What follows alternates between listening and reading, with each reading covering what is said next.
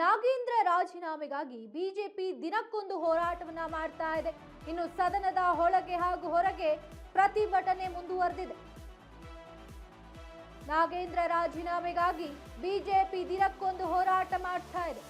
ಇನ್ನು ಸದನದ ಒಳಗೆ ಹಾಗೂ ಹೊರಗೆ ಪ್ರತಿಭಟನೆ ಮುಂದುವರೆದಿದೆ. ವಿಧಾನಸೌಧದ ಕಾರಿಡಾರ್ನಲ್ಲಿ ಬಿಜೆಪಿ ಪ್ರತಿಭಟನಾ ಮಾರ್ಚ್. ಸಚಿವ ಬಿ ನಾಗೇಂದ್ರ ರಾಜೀನಾಮೆಗೆ ವಿಪಕ್ಷ ಬಿಜೆಪಿ ಬಿಗಿಪಟ್ಟನ್ನ ಹಿಡಿದಿರುವಂತದ್ದು. ಇನ್ನು ಕಪ್ಪು ಪಟ್ಟಿಯನ್ನ ಧರಿಸಿ ಪ್ರತಿಭಟನೆಯನ್ನ ಮಾಡ್ತಿದ್ದಾರೆ ಬಿಜೆಪಿ ನಾಯಕರು. ಪ್ಲೇ ಕಾರ್ಡ್ ಅನ್ನ ಹಿಡಿದು ಘೋಷಣೆಯನ್ನ ಕೂಗ್ತಾ ಇದ್ದಾರೆ ಬಿಜೆಪಿ ಶಾಸಕರು.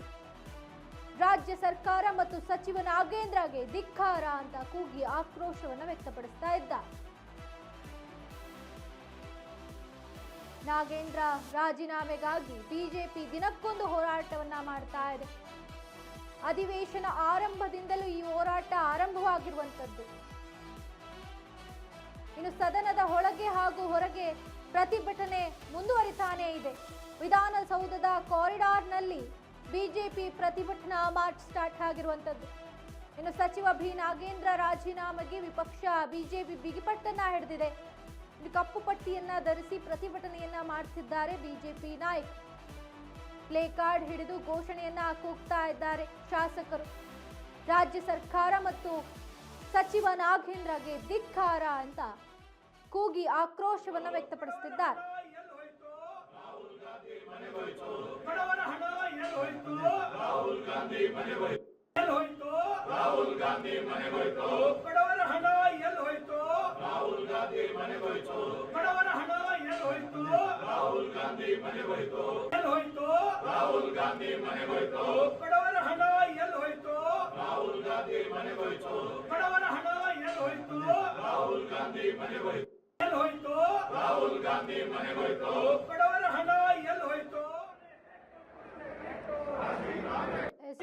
ನೋಡ್ತಾ ಇರಬಹುದು ಆರ್ ಅಶೋಕ್ ಹಾಗೂ ಅರವಿಂದ್ ಬೆಲ್ಲದ್, ಛಲವಾದಿ ನಾರಾಯಣ ಸ್ವಾಮಿ ಸೇರಿದಂತೆ ಹಲವಾರು ಬಿಜೆಪಿ ನಾಯಕರು ಪ್ರತಿಭಟನೆಯನ್ನ ಮಾಡ್ತಾ ಇದ್ದಾರೆ ವಿಧಾನಸೌಧದಲ್ಲಿ.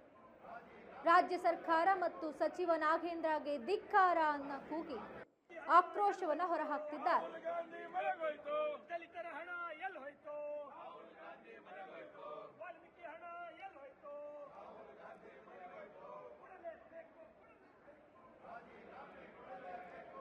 ಈ ಬಗ್ಗೆ ಹೆಚ್ಚಿನ ಮಾಹಿತಿನ ನೀಡಲು ನಮ್ಮ ಪ್ರತಿನಿಧಿ ಜೋಯಲ್ ಅವರು ಜಾಯ್ನ್ ಆಗಿದ್ದಾರೆ ಡೆಸ್ಕ್ ಲೈವ್ ಅಲ್ಲಿ. ಜೋಯಲ್, ಈಗಾಗಲೇ ಅಧಿವೇಶನ ಆರಂಭವಾಗಿ ಸುಮಾರು ದಿನಗಳೇ ಕಳೆದು ಹೋಗಿದೆ. ಅವತ್ತಿನಿಂದಲೂ ಕೂಡ ಇಲ್ಲಿಯವರೆಗೂ ಪ್ರತಿಭಟನೆಯನ್ನ ಮಾಡ್ತಾನೆ ಬಂದಿದ್ದಾರೆ ಬಿಜೆಪಿ ನಾಯಕರು. ಈಗ ಅವರ ವಿರುದ್ಧವಾಗಿ ಕಾಂಗ್ರೆಸ್ ನಾಯಕರು ಕೂಡ ಪ್ರತಿಭಟನೆಯನ್ನ ಆರಂಭಿಸಿದ್ದಾರೆ. ಹಾಗಾದ್ರೆ ಎಲ್ಲಿಗೆ ಹೋಗಿ ಮುಟ್ಟುತ್ತೆ ಇದು ಅಂತ? ಚಂದನ, ಕಳೆದ 4 ದಿನಗಳಿಂದ ಬಿ ನಾಗೇಂದ್ರ ಅವರ ರಾಜೀನಾಮೆಯನ್ನು ಪಡೆದುಕೊಳ್ಬೇಕು, ಸಚಿವ ಸ್ಥಾನದಿಂದ ಅವರನ್ನ ಕೆಳಗಿಳಿಸಬೇಕು ಅಂತ ಆಗ್ರಹಿಸಿ ಬಿಜೆಪಿ ದೊಡ್ಡ ಮಟ್ಟದಲ್ಲಿ ಪ್ರತಿಭಟನೆಯನ್ನ ಮಾಡ್ತಾ ಇದೆ. ದಿನಕ್ಕೊಂದು ರೀತಿಯಲ್ಲಿ ಒಂದು ಪ್ರತಿಭಟನೆಯ ಮೊರೆ ಹೋಗ್ತಾ ಇದೆ ಬಿಜೆಪಿ. JDS ಜೊತೆಗೂಡಿ ಕೂಡ ಕೆಲವು ಪ್ರತಿಭಟನೆಯನ್ನ ಮಾಡ್ತಾ ಇದೆ. ನಿನ್ನೆ ಕೆಂಗಲ್ ಗೇಟ್ನಲ್ಲಿ ಪ್ಲೇ ಕಾರ್ಡ್ ಹಿಡಿದು ಕಪ್ಪು ಪಟ್ಟಿಯನ್ನು ಧರಿಸಿ ಒಂದು ಪ್ರತಿಭಟನೆಯನ್ನ ಮಾಡಿದ್ರೆ, ಇವತ್ತು ವಿಧಾನಸೌಧದ ಮೊದಲನೇ ಮಹಡಿಯ ಪಡಸಾಲೆಯಲ್ಲಿ ಮೆರವಣಿಗೆಯ ಮೂಲಕ ಪ್ರತಿಭಟನೆಯನ್ನ ಮಾಡಿರುವಂಥದ್ದು. ಈಗಾಗಲೇ ಹಲವು ರೀತಿಯಲ್ಲಿ ರಾಜೀನಾಮೆಗೆ ನಾಗೇಂದ್ರ ಅವರನ್ನ ಸಚಿವ ಸ್ಥಾನದಿಂದ ಕೆಳಗಿಳಿಸಬೇಕು ಅನ್ನುವಂಥ ಒತ್ತಾಯವನ್ನ ಮಾಡ್ತಾ ಇದ್ರು ಕೂಡ ರಾಜ್ಯ ಸರ್ಕಾರ ಈ ಬಗ್ಗೆ ತಲೆ ಕೆಡಿಸ್ಕೊಂಡಂತೆ ಕಾಣ್ತಾ ಇಲ್ಲ. ಯಾವುದೇ ಕಾರಣಕ್ಕೂ ಕೂಡ ರಾಜೀನಾಮೆಯನ್ನ ಪಡೆದುಕೊಳ್ಳೋದಿಲ್ಲ ಅನ್ನುವಂಥ ರೀತಿಯಲ್ಲಿ ಈಗ ರಾಜ್ಯ ಸರ್ಕಾರ ತನ್ನ ನಡೆಯನ್ನ ತೋರಿಸ್ತಾ ಇರುವಂಥದ್ದು. ಈಗ ಬಿಜೆಪಿಗೆ ಪ್ರಮುಖವಾಗಿ ಇಲ್ಲಿ ನಾಗೇಂದ್ರ ಅವರ ರಾಜೀನಾಮೆ ಪಡೆಯುವವರೆಗೂ ಕೂಡ ನಾವು ಈ ಒಂದು ವಿಧಾನಸಭೆ ಕಲಾಪ ಏನಿದೆ, ಹಾಗೇನೆ ಪರಿಷತ್ ಕಲಾಪ ಏನಿದೆ, ಈ ಎರಡು ವಿಧಾನಮಂಡಲದ ಕಲಾಪಗಳು ಏನಿದಾವೆ, ಇದೆರಡರಲ್ಲೂ ಕೂಡ ನಾವು ಯಾವುದೇ ಕಾರಣಕ್ಕೂ ಕೂಡ ಯಾವುದೇ ಚರ್ಚೆಯನ್ನು ಮಾಡೋಕ್ಕೆ ಬಿಡಲ್ಲ ಅನ್ನುವಂಥ ಬಿಗಿಪಟ್ಟನ್ನು ಹಿಡಿದಿರುವಂಥದ್ದು. ಇದೆಲ್ಲ ಒಂದು ಕಡೆ ದಿನನಿತ್ಯವೂ ಒಂದೊಂದು ರೀತಿಯಾದಂತಹ ಒಂದಷ್ಟು ಪ್ರತಿಭಟನೆಗಳು ನಾವು ಗಮನಿಸ್ತಾ ಇದ್ರು ಕೂಡ ಎಲ್ಲೊಂದು ಕಡೆ ರಾಜ್ಯದ ಜ್ವಲಂತ ಸಮಸ್ಯೆಗಳ ಬಗ್ಗೆ ಚರ್ಚೆ ಆಗ್ತಾ ಇಲ್ಲ ಅನ್ನುವಂಥದ್ದು ಬಹಳ ಬೇಸರದ ಸಂಗತಿ. ಇದು ರಾಜಕೀಯ ಕೆಸರಾಟಕ್ಕೆ ಈಗ ಬೆಂಗಳೂರಿನ ವಿಧಾನಸೌಧ ಒಂದು ವೇದಿಕೆಯಾಗಿ ಕಂಡು ಬರ್ತಾ ಇದೆ. ಹಲವು ಬಾರಿ ನಾವು ಗಮನಿಸಿ ಪ್ರತಿ ಸಾರಿ ಸದನ ಏನು ಈ ಒಂದು ಅಧಿವೇಶನ ಇರುವಂಥ ಸಂದರ್ಭದಲ್ಲಿ ಕಲಾಪಗಳು ನಡೆಯುತ್ತೆ, ಹಲವು ಗಲಾಟೆಗಳು ನಡೆಯುತ್ತೆ. ಏನು ವಿಧಾನಸೌಧದ ಏನು ಈ ಒಂದು ಅಧಿವೇಶನದ ನಡೆಯುವಂಥ ಸಂದರ್ಭದಲ್ಲಿ ಬಾವಿಗಿಳಿದು ಪ್ರತಿಭಟನೆಯನ್ನು ಕೂಡ ಮಾಡುವಂಥದ್ದು ಗಮನಿಸಿದ್ದೇವೆ. ಆದರೆ ಈಗ ನಡೀತಾ ಇರುವಂಥದ್ದು ಒಬ್ಬ ಸಚಿವನ ಏನೋ ಒಂದು ರಾಜೀನಾಮೆಗೆ ಆಗ್ರಹಿಸಿ, ಅದನ್ನು ಕೂಡ ವಾಲ್ಮೀಕಿ ನಿಗಮದಲ್ಲಿ 187 ಕೋಟಿ ರೂಪಾಯಿಗಳ ಹಗರಣ ಆಗಿದೆ, ಆತನ ವಿರುದ್ಧ ಆರೋಪ ಇದೆ. ಅವರನ್ನ ಒಂದು ಬಾರಿ ನೀವು ಇದೇ ಕಾರಣಕ್ಕಾಗಿ ಸಚಿವ ಸ್ಥಾನದಿಂದ ಕೆಳಗಿಳಿಸಿದ್ರಿ, ಮತ್ತೊಮ್ಮೆ ಯಾಕೆ ಸಚಿವ ಸ್ಥಾನವನ್ನ ಕೊಟ್ರಿ ಅನ್ನುವಂಥ ಒಂದು ರೀತಿಯಲ್ಲಿ ಏನು ಆಡಳಿತ ಪಕ್ಷವಾಗಿರುವಂಥ ಕಾಂಗ್ರೆಸ್ಗೆ ಇಲ್ಲಿ ಪ್ರತಿಪಕ್ಷವಾಗಿರುವಂಥ ಬಿಜೆಪಿ ಹಾಗೂ JDS ಒಂದು ಅಸ್ತ್ರವನ್ನು ಬಳಸಿಕೊಂಡು ಪ್ರತಿ ಬಾರಿ ತಿವಿಯುವಂಥ ಪ್ರಯತ್ನವನ್ನು ಮಾಡ್ತಾ ಇವೆ.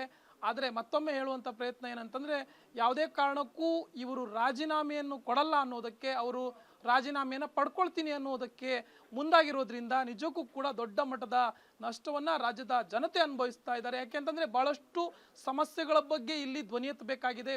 ವಿರೋಧ ಪಕ್ಷವಾಗಿರುವಂಥ BJP ನಡೆ ಒಂದು ರೀತಿಯಲ್ಲಿ ಇವರ ರಾಜೀನಾಮೆಯನ್ನು ಪಡ್ಕೊಳ್ಬೇಕು ಅನ್ನುವಂಥದ್ದು ಎಷ್ಟು ಸರಿಯೋ ಅಷ್ಟೇ ಒಂದು ನಿಟ್ಟಿನಲ್ಲಿ ನೋಡೋದ್ರೂ ಕೂಡ ಇಲ್ಲಿ ಹಲವಾರು ಸಮಸ್ಯೆಗಳಿದ್ದಾವೆ. ಬರದ ಸಮಸ್ಯೆ ಇದೆ, ಕೆಲವೊಂದು ಕಡೆ ಅತಿವೃಷ್ಟಿ, ಕೆಲವೊಂದು ಕಡೆ ಅನಾವೃಷ್ಟಿ ಕೂಡ ಆಗಿರುವಂಥದ್ದು, ಹಾಗೆಯೇ ಹಲವು ಹಗರಣಗಳ ವಿಚಾರಗಳು ಇದೆ. ಈ ನಿಟ್ಟಿನಲ್ಲಿ ನೋಡೋದಾದರೆ ರಾಜ್ಯದ ಜ್ವಲಂತ ಸಮಸ್ಯೆಗಳ ಬಗ್ಗೆ ವಿಪಕ್ಷ ಧ್ವನಿ ಎತ್ತಬೇಕು. ಹೀಗಾಗಿ ರೈತರ ಸಮಸ್ಯೆ ಇರ್ಬೋದು, ಜನಸಾಮಾನ್ಯರ ಸಮಸ್ಯೆ ಇರ್ಬೋದು, ಎಲ್ಲವೂ ಕೂಡ ಚರ್ಚೆಗೆ ಬರಬೇಕಾಗುತ್ತೆ. ಈ ನಿಟ್ಟಿನಲ್ಲಿ ದಿನನಿತ್ಯವೂ ಇದೇ ರೀತಿ ಕಾಲಹರಣ ಮಾಡಿಕೊಂಡು ಕುಳಿತರೆ ನಿಜಕ್ಕೂ ದೊಡ್ಡ ಮಟ್ಟದ ನಷ್ಟವನ್ನು ರಾಜ್ಯದ ಜನತೆ ಏನು ಅನುಭವಿಸ್ತಾ ಇರುವಂಥದ್ದು ನಿಜಕ್ಕೂ ದೊಡ್ಡ ಮಟ್ಟದ ಒಂದು ನಷ್ಟ ಅಂತಲೇ ಹೇಳ್ಬೋದು. ಚಂದನ. ಧನ್ಯವಾದ ಜೋಯಲ್ ನಿಮ್ಮೆಲ್ಲ ಮಾಹಿತಿಗಾಗಿ.